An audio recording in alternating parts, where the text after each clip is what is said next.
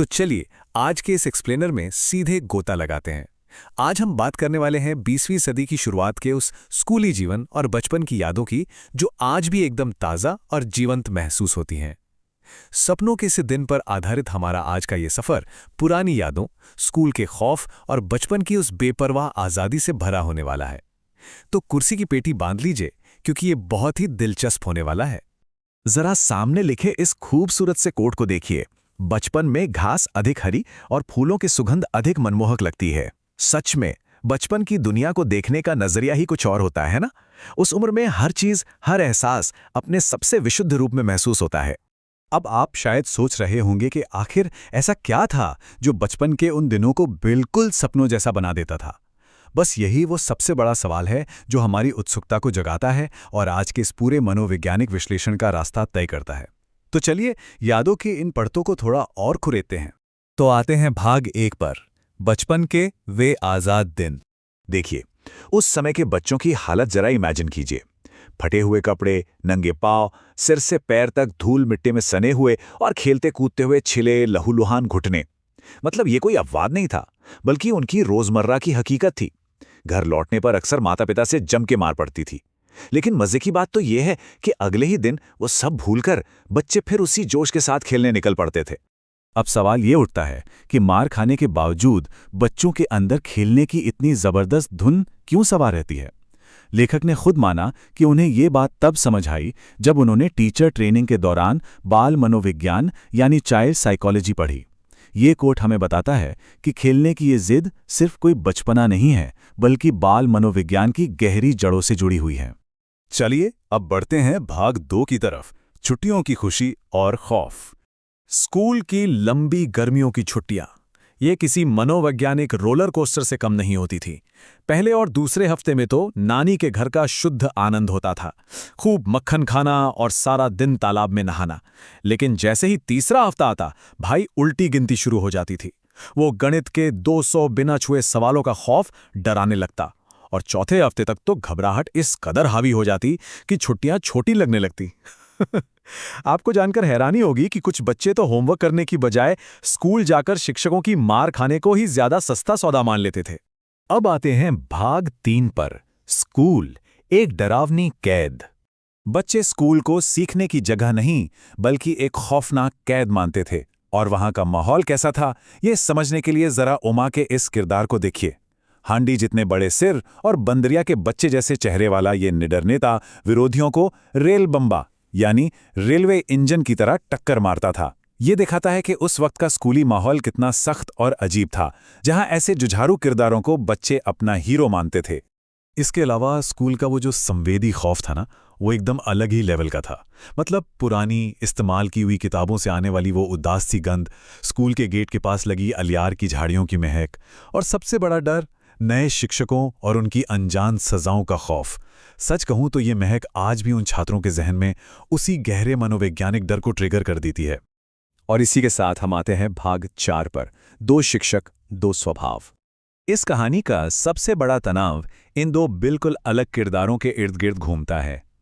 एक तरफ हैं हेडमास्टर शर्मा जी, बेहद दयालु, जो प्रार्थना सभा में बच्चों को देखकर मुस्कुराते हैं, उन्हें कभी नहीं मारते और उनकी हल्की सी चपत भी बच्चों को किसी मजेदार ट्रीट जैसी लगती है। और दूसरी तरफ हैं पीटी मास्टर प्रीतम चंद, एकदम बाघ की तरह, खूंखार, कीलों वाले भारी बूट पहनने वाले, जो बच्चों की खाल खींचने के लिए पूरे स्कूल में मशहूर हैं। दया और क्रूरता का यही जबरदस्त विरोधाभास बच्चों के रोजमर्रा के जीवन की असलियत था। आगे बढ़ते हैं भाग 5 की तरफ, स्काउटिंग, स्कूल की इकलौती खुशी। इतने भयानक डर के बीच बस एक ही चीज थी जो बच्चों को थोड़ा गर्व महसूस कराती थी, स्काउटिंग। इसका अपना एक अलग ही स्वैग था। धुली हुई खाकी वर्दी और भारी बूट पहनना, हाथों में नीली पीली झंडियां थामना और सीटी की आवाज पर 1 2 3 करते हुए पूरे जोश में परेड करना। उस दौर के युद्ध वाले गानों से प्रेरित होकर कुछ पलों के लिए ही सही, ये डरे सहमे बच्चे खुद को द्वितीय विश्व युद्ध के किसी बहुत ही महत्वपूर्ण फौजी से कम नहीं समझते थे। और पता है, इस पूरी स्काउटिंग में सबसे कीमती चीज क्या थी? वो नंबर जो आप स्क्रीन पर देख रहे हैं, 1। जी हां, सख्त पीटी मास्टर के मुंह से निकला सिर्फ एक शाबाश। ये एक शब्द बच्चों को साल भर के अच्छे ग्रेड्स या कॉपियों में मिलने वाली गुड्डियों से भी कहीं ज्यादा कीमती लगता था। चलिए, अब हम अपने विश्लेषण के चरम बिंदु पर पहुंच रहे हैं। भाग 6, फारसी की क्लास और निलंबन। ये घटना चौथी कक्षा की फारसी क्लास की है। अब जरा सोचिए, अंग्रेजी से भी मुश्किल मानी जाने वाली फारसी भाषा के इतने जटिल शब्द रूपों को चौथी क्लास के छोटे बच्चों को सिर्फ एक दिन में याद करने का आदेश दे दिया गया। यह फरमान उसी क्रूर पीटी मास्टर प्रीतम चंद का था। यह साफ तौर पर एक ऐसा काम था जिसमें बच्चों का फेल होना तय था। और जब बच्चे याद नहीं कर पाए तो जो सजा मिली वो आप सामने देख सकते हैं। बेहद दर्दनाक। पूरी तरह से झुकना, टांगों के पीछे से बाहें निकालकर कसकर कान पकड़ना और अपनी पीठ को एकदम ऊंचा रखना। आप अंदाजा लगा सकते हैं कि छोटे और कमजोर बच्चों के पैरों में कुछ ही पलों में कितनी भयानक जलन होने लगती होगी। नतीजा ये होता था कि वो दर्द से कराहते हुए कुछ ही मिनटों में जमीन पर गिर पड़ते थे। और तभी वहां एंट्री होती है हेडमास्टर शर्मा जी की। उन्होंने जब पहली बार इस क्रूरता को अपनी आंखों से देखा तो वो गुस्से से कांप उठे। उन्होंने तुरंत अंग्रेजी में चिल्लाते हुए कहा, "What are you doing? Is it the way to punish the students of 4th class? Stop it at once." Headmaster का ये गुस्सा उस दिन स्कूल में एक बहुत बड़ा बदलाव लेकर आया। इसका प्रशासनिक नतीजा तुरंत निकला, क्योंकि देखिए, क्रूरता की भी आखिर एक सीमा होती है।